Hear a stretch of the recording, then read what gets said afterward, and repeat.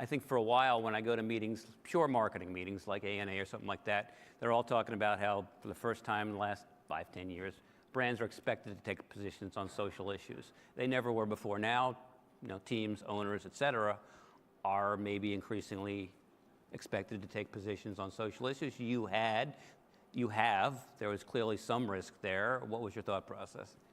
Well, first of all, I don't agree with you. I don't think that teams and owners generally take positions. I think it's generally players that take positions. Yeah. And I think that players are very fortunate to have great platforms that they can use to make the world a better place. And I think it's great when players do that. My situation was very different.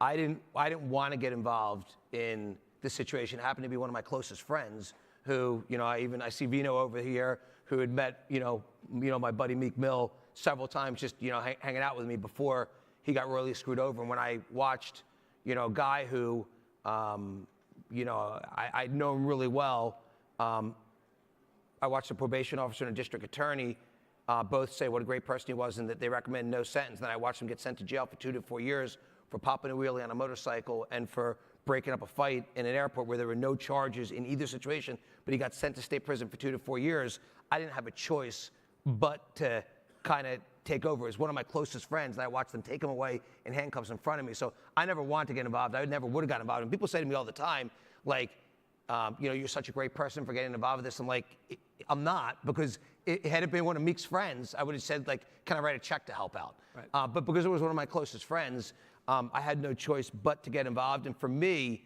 what happened was once I got sucked into his situation, and people who know me well know I went from, I probably was spending half or 2/3 of my time from when he got sent to prison to when he got out. So over 6 months, I nearly, I barely worked, at Fanatics or anything else. I was fully focused on this because I was so disheartened by what happened. But the thing that was so interesting was I originally thought it was about a really bad judge, and his judge is an awful human being.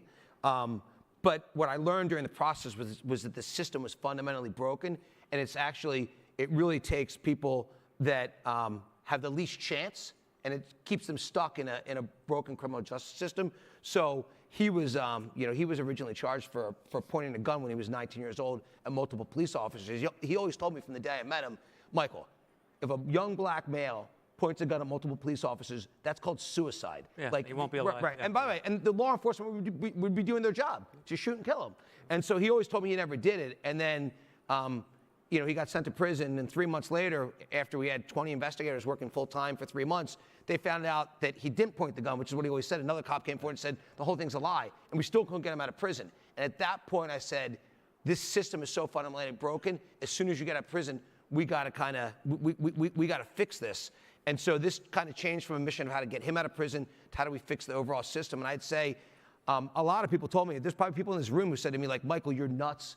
Don't get involved with this issue. This isn't your problem. It's going to hurt your business. I was kind of like, I don't give a shit what anybody thinks. This is my boy. He's getting royally screwed. And, if I don't do something, he's going to be stuck in prison for 2 to 4 years. So, I do think, I think things are changing.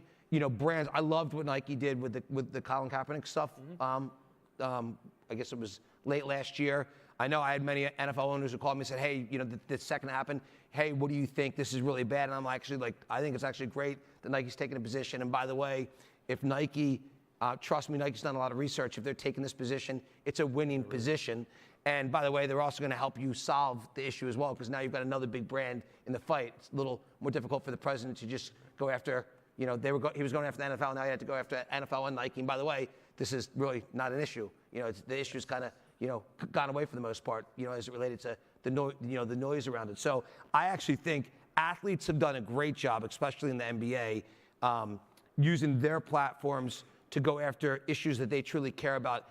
I think it's incumbent upon brands, and I'd say for the leagues and the teams, if you're passionate about an issue and you really believe in the issue, have a point of view.